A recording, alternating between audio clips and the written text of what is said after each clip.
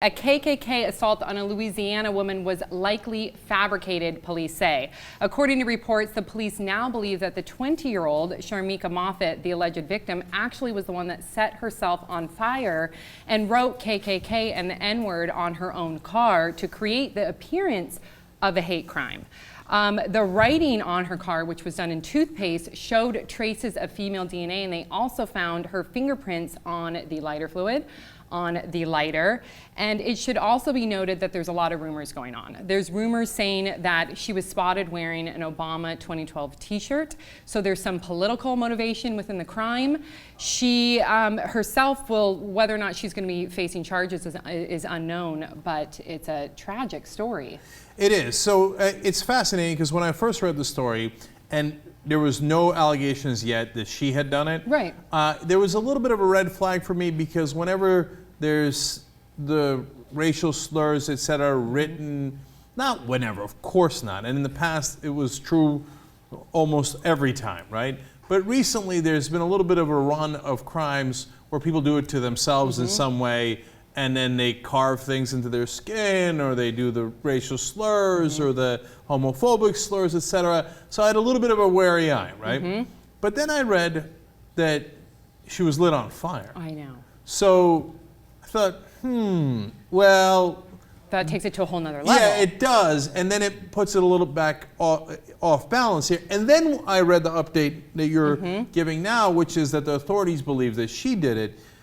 But then there's a twist on that because, number one, there was female DNA on the toothpaste. That's pretty weak sauce. It's weak sauce, to say nonetheless. And when they found her fingerprints on the lighter fluid and the lighter, it was off in the forest. So when did she have time to discard the evidence when she was on fire? That's a great point. I hadn't thought of that. Right? And then J.R. Jackson's a little skeptical about the DNA. Talk to me about that, J.R. The DNA testing, and this happened, I think, last weekend or something? Within a week ago. It never really comes back that fast. And after first having frustrations about how the police were dragging their feet, all of a sudden they have all this DNA evidence. It's like, that doesn't happen that fast, does it? Or is it that they drag their feet normally? I don't know the real details behind it, but suddenly this is the fastest DNA results we've ever seen in our lives. I'm trying to figure out why. Yeah, I mean, I hear you on that. So you remember with the Trayvon Martin case, the shooting happened, I believe, in February, and then the DNA on the gun, et cetera, the holster, all this other stuff came out in around September, if I remember correctly. So that's about 7 months, right? So in this case, like almost immediately, they're like, oh, we got DNA, and it's female DNA. Let's wrap this thing up. It was obviously her. Well, what are you suggesting? Do you think that that the police department is behind it, or do you think? Well, originally the police department was in a little bit of trouble because people were saying that they weren't taking it seriously enough, and that there's a lot of heat. Yeah, and so is this a way for the police department to then deflect and go, oh no, don't worry, everybody. The reason is because we had figured out that it was her. Now, look. Do I know if it was her? And of course I don't, right? You really have to get, and I don't just say that glibly, and I'm not just throwing this like out there as, oh, I bet the cops did it. Right. I really don't know. And so sometimes people will do mental things to themselves.